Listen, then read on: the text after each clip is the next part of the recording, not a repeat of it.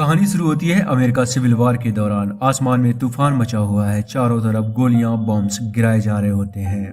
कुछ लोग कुछ कैदियों को पकड़कर ले जा रहे होते हैं। तभी ब्लास्ट होता है और कैदी वहां से भाग जाते हैं। इन्हीं के बीच होता है हमारा lead actor captain Cyrus Harding, एक इंटेलिजेंट इंजीनियर, और उसके साथी स्प्लिट, एक जर्नलिस्ट नेव, साइरस का लॉयल दोस्त। ये सब मिलकर एक बैलून को कब्जे में करते हैं। सब बैलून में बैठ जाते हैं। एनिमी बैलून का पीछा करते हैं। तभी एक जवान लड़का हर्बर्ट इनके साथ बैठ जाता है। तभी एक सोल्जर जिसका नाम होता है सर्जन भी अनजाने में बैलून में लटक जाता है। वो उसे बाहर फेंकने की कोशिश करते हैं लेकिन वो ऊपर चढ़ जाता है। वो उससे बैलून से नीचे उतरने को कहते हैं। तभी साइरस के एक साथी को गोली लग जाती है। तेज तूफान बैलून को ऊंचा ले जाता है। समुद्र के ऊपर बिजलियों के बीच वो तूफान में एंटर कर जाते हैं और एक लंबे तूफान के बाद सब बेहोश हो जाते हैं। जब आंख खुलती है तो ये लोग एक अनजान आइलैंड के किनारे पे पड़े होते हैं। कोई सिविलाइजेशन नहीं, कोई लोग नहीं, बस एक रहस्यमय जंगल और आसपास छुपी अजीब आवाजें। हार्डी गायब होता है।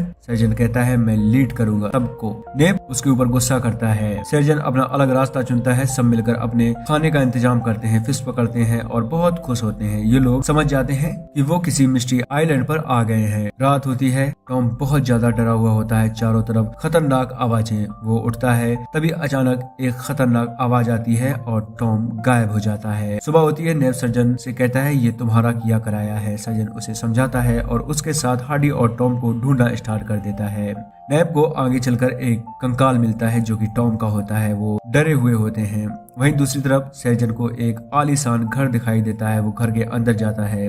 घर में कोई नहीं होता है। तभी अचानक आसमान तेज बिजली के साथ तूफान आता है। जमीन हिलने लग जाती है। नेव को एक बोट दिखाई देती है और ऊपर एक हेलीकॉप्टर भी। वो आगे बढ़ते हैं। उन्हें हार्डी दिखाई देता है जो आग की मदद से कुछ क्रिएचर्स को रोक रहा होता है। उसके साथ दो लड़कियां होती हैं। वो जगह ब्लास्ट करके निकल जाते हैं। लड़की हार्डी को अपना नाम ज्यूस बताती है। हार्डी उसे पूछता है तुम यहाँ कैसे आई हो। लड़की कहती है हम अलग आइलैंड से हैं, हम फ्यूचर से आए। हार्डी बताता है हम एक जंग से बचकर यहाँ आ गए हैं। जूलियस बताती है कि यहाँ एक ऐसी जगह है जहाँ से इंसान, जहाज, सब कुछ गायब हो जाते हैं। इसके बाद वो उसी घर के पास पहुंचते हैं जहाँ सेगन आया था। हार्डी और नेव घर के अंदर जाते हैं। तभी उन्हें सर्जन दिखाई देता है। सर्जन हार्डी से उन लड़कियों के बारे में पूछता है। सर्जन को लगता है कि वो लड़कियां कोई विच है। जूलियस सर्जन से प्लेन के बारे में पूछती है। वो कहता है मैंने नहीं देखा।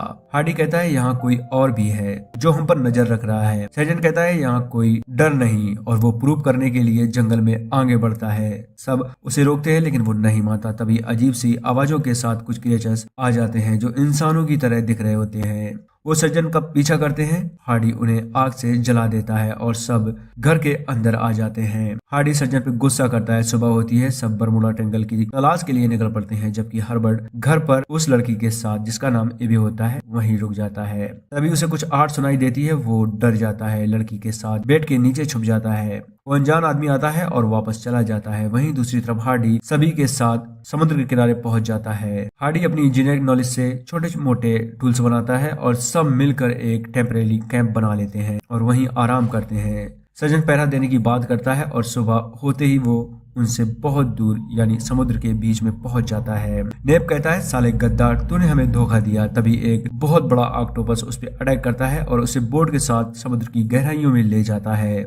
सब घर वापस आ जाते हैं। हर्बर्ट और एबी अब भी बेड के नीचे होते हैं। वो समुद्री डाकू के बारे में बताते हैं। हार्डी जूलियस से उसके हेलीकॉप्टर को ढूंढने को कहता है और सुबह होते ही वो हेलीकॉप्टर के पास पहुंच जाते हैं। लेकिन कुछ दिनों बाद उन्हें लगता है कि कोई शैडो उन्हें देख रही है। तभी कुछ समुद्री लुटेरे जूलियस को पकड़ लेते हैं। हार्डी उनसे फाइट करता है। तभी एक बूढ़ा आदमी आकर उन्हें इलेक्ट्रिक गन से शूट कर देता है।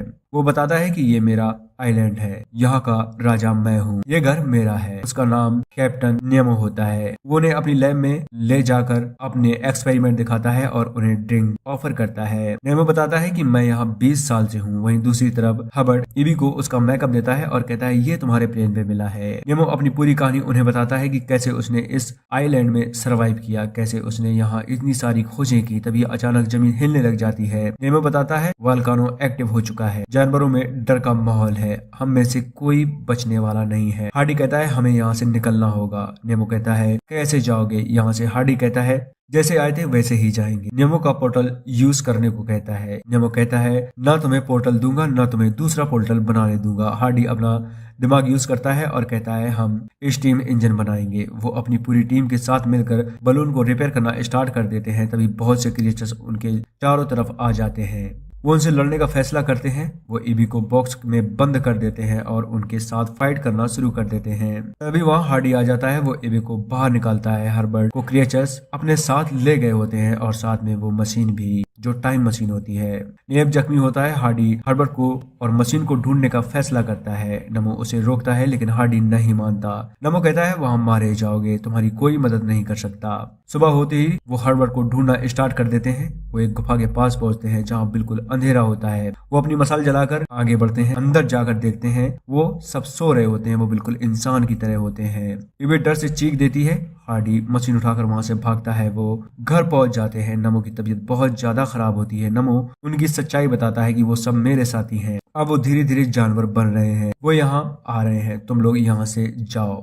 उनका पिंड जलने लगता है। वो सब तेजी से हार्डी की तरफ बढ़ रहे होते हैं। वो बलून में बैठ जाते हैं। बलून भारी होने की वजह से उड़ नहीं पाता। वो वेस्ट सामान नीचे फेंकते हैं और इलेक्ट्रिक गन से उनको मारते हैं। एबे कहती है मैं उतर जाती हूँ, शायद उड़ने लग जाए। वो उसे मना करते हैं और सामान फेंकना स्टार्ट कर देते हैं। बलून हवा में उड़ने लगता है। समुद्र के बीच में पहुंचते ही ऑक्टोपस उन पर अटैक कर देता है। हार्डी इलेक्ट्रिक गन से तूफान की तरफ फायर करता है। सामने होता है उनकी असली दुनिया का दरवाजा। वो सब उसके रास्ते से असली दुनिया में आ जाते हैं और इसी के साथ हो जाता है इस बकवास बोरिंग कहानी का समापन था एंड। वीडियो अच्छी लगे like subscribe comments. Thanks for watching.